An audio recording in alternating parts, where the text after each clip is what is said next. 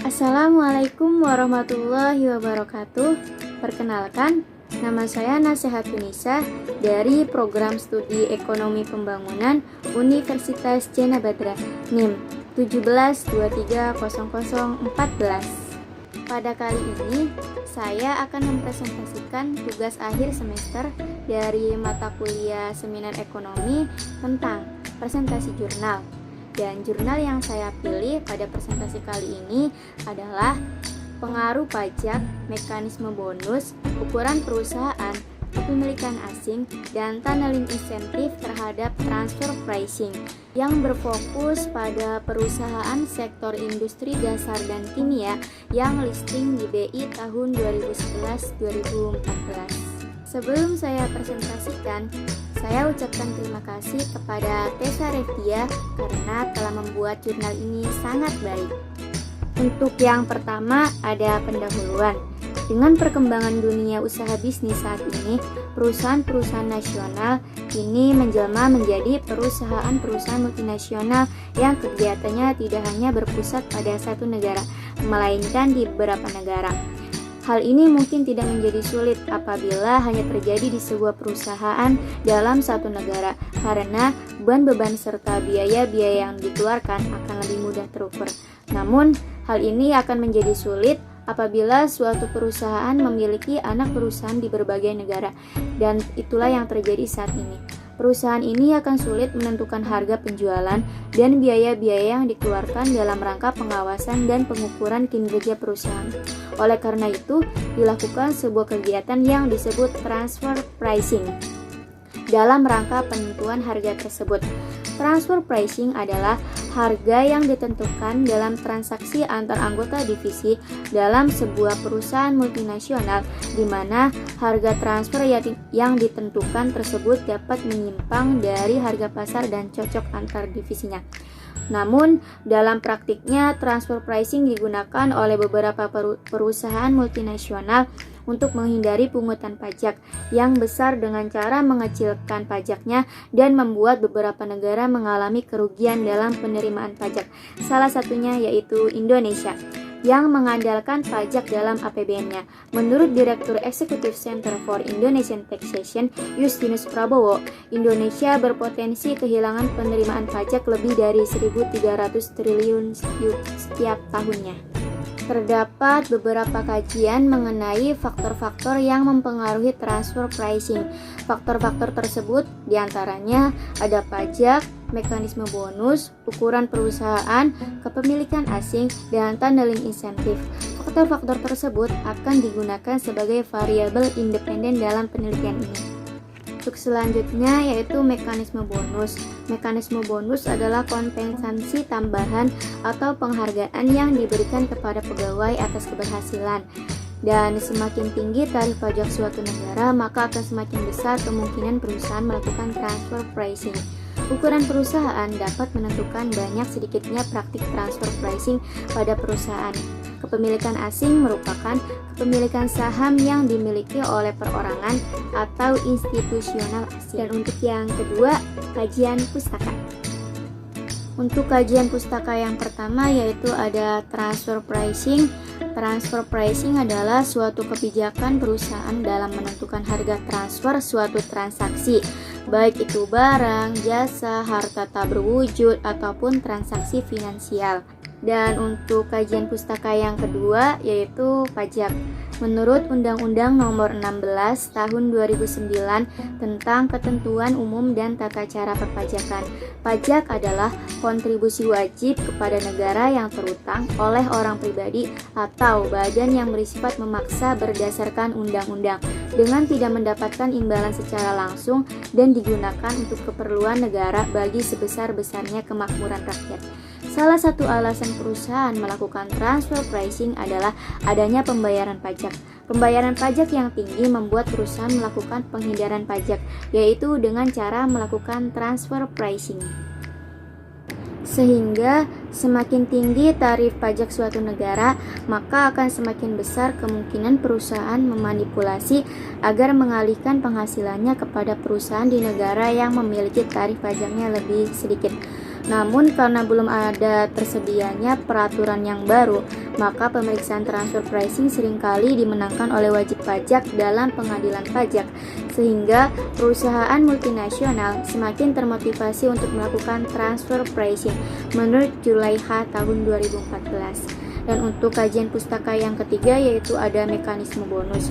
Mekanisme bonus adalah kompensasi tambahan atau penghargaan yang diberikan kepada pegawai atas keberhasilan pencapaian tujuan-tujuan yang ditargetkan oleh perusahaan.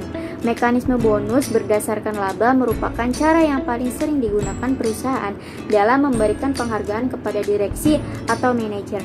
Maka karena berdasarkan tingkat laba direksi atau manajer dapat memanipulasi laba tersebut untuk memaksimalkan penerimaan bonus. Dan untuk kajian pustaka yang keempat yaitu ada ukuran perusahaan. Menurut Surbakti tahun 2012 mengungkapkan bahwa perusahaan yang memiliki total aktiva besar menunjukkan bahwa perusahaan tersebut telah mencapai tahap kedewasaan, di mana dalam tahap ini arus kas perusahaan sudah positif dan dianggap memiliki prospek yang baik dalam jangka waktu yang relatif lama. Selain itu juga mencerminkan bahwa perusahaan relatif lebih stabil dan lebih mampu menghasilkan laba dibandingkan perusahaan dengan total aset yang kecil. Semakin besar aset suatu perusahaan, dapat disimpulkan bahwa kompleksitas yang dimiliki perusahaan juga bertambah luas, termasuk pengambilan keputusan-keputusan manajemen. Dan untuk kajian pustaka yang kelima ada kepemilikan asing. Kepemilikan asing merupakan kepemilikan saham yang dimiliki oleh perorangan atau institusional asing di perusahaan-perusahaan Asia, terutama di Indonesia, menggunakan struktur kepemilikan yang terkonsentrasi. Dan untuk kajian pustaka yang terakhir yaitu ada tunneling insentif. Munculnya tunneling ini karena adanya masalah keagenan antara pemegang saham mayoritas dengan pemegang saham minoritas. Hal ini disebabkan oleh kepentingan dan tujuan yang berbeda oleh masing-masing pihak. Untuk yang ketiga yaitu ada metodologi penelitian. Populasi yang digunakan pada penelitian ini adalah perusahaan sektor industri dasar dan kimia yang terdaftar di Bursa Efek Indonesia tahun 2011 sampai 2014 yang berjumlah sebanyak 13 perusahaan. Sedangkan sampel penelitian dipilih dengan pendekatan purposive sampling. Artinya, sampel yang digunakan adalah sampel yang memenuhi kriteria tertentu. Tujuan penggunaan metode ini adalah untuk mendapatkan sampel representatif. Berdasarkan proses pemilihan sampel, dari 59 populasi yang tersedia diperoleh 13 perusahaan yang diteliti selama 4 periode, sehingga sampel yang dapat digunakan sebanyak 52 sampel. Kemudian, metode analisis data yang digunakan dalam penelitian ini adalah analisis regresi linier berganda. Jenis data yang digunakan dalam penelitian ini adalah data sekunder dengan teknik pengumpulan data secara dokumentasi yang diakses langsung melalui website BI www.ixx.id. Untuk yang keempat ada hasil penelitian dan pembahasan.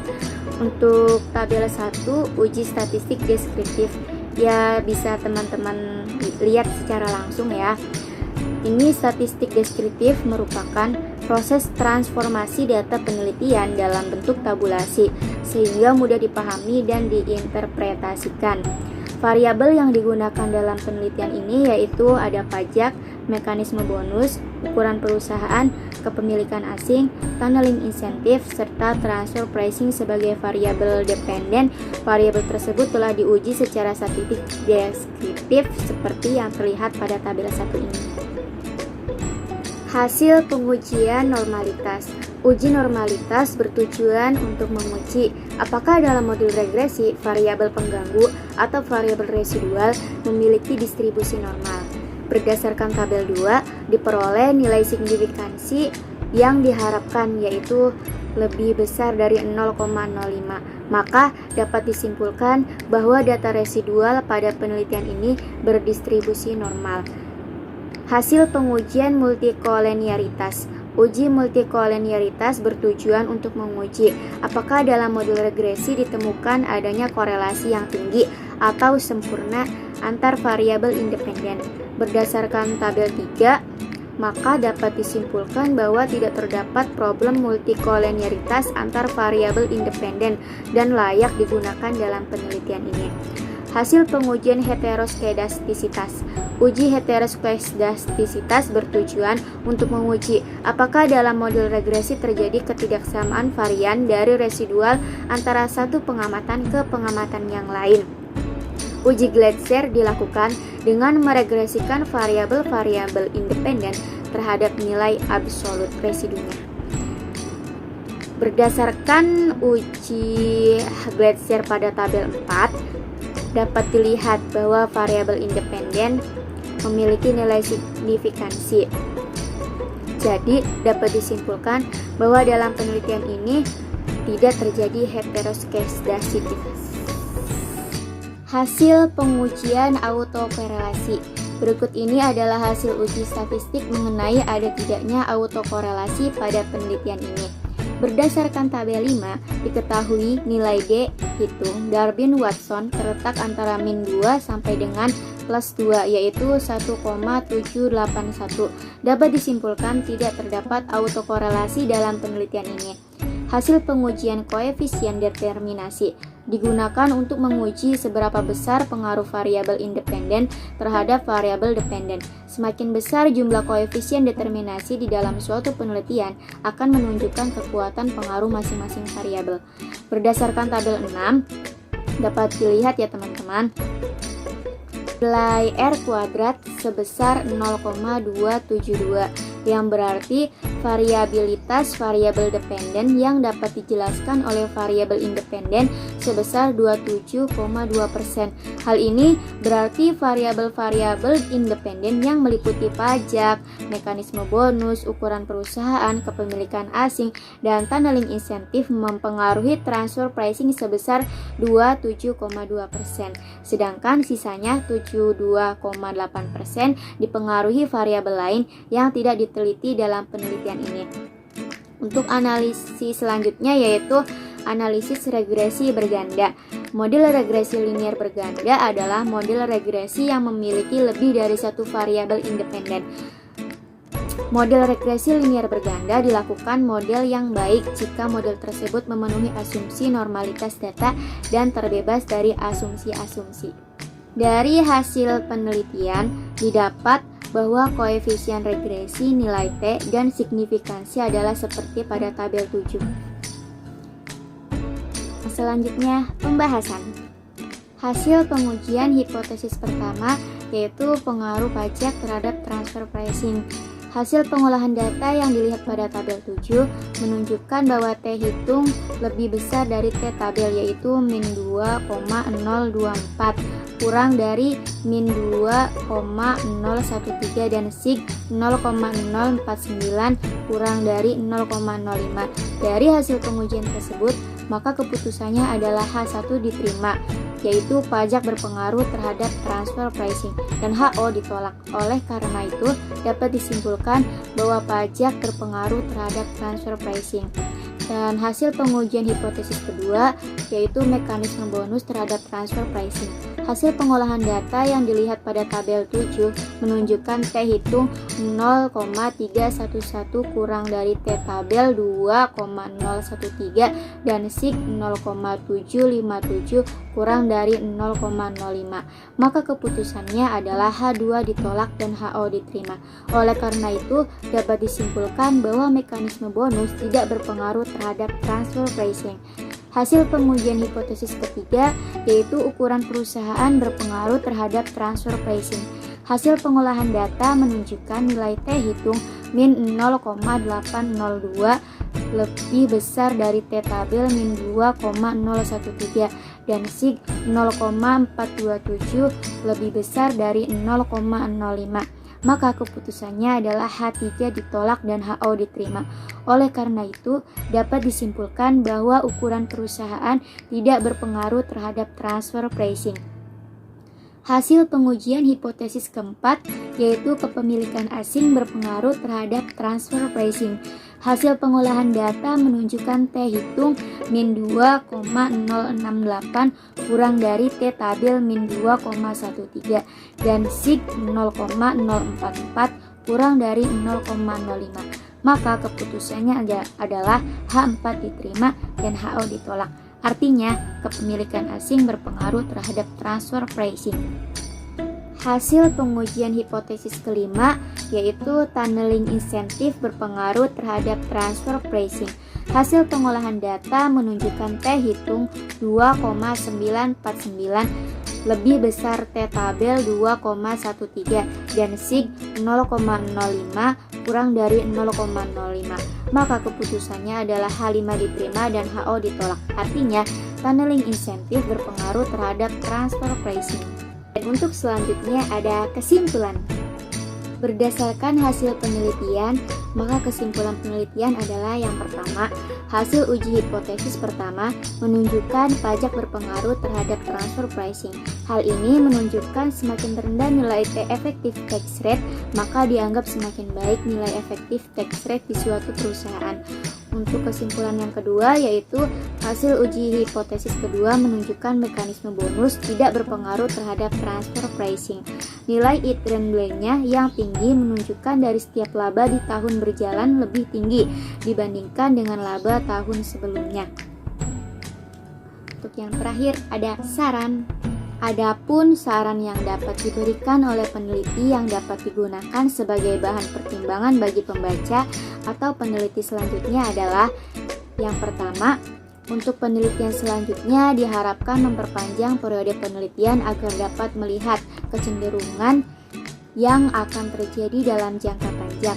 Dan untuk saran yang kedua, diharapkan menggunakan sektor objek sampel yang lebih besar dengan mengambil secara keseluruhan perusahaan yang terdaftar di BI.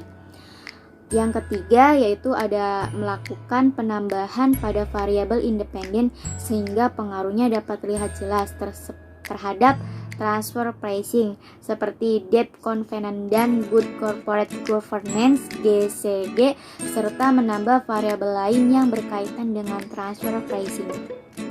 Sekian presentasi dari saya. Terima kasih atas ketenangan Anda dalam mengikuti presentasi kali ini. Semoga dengan presentasi ini dapat menambah wawasan Anda. Dan apabila ada tutur kata saya yang kurang berkenan di hati Anda, mohon untuk dimaafkan. Sampai jumpa. Wassalamualaikum warahmatullahi wabarakatuh.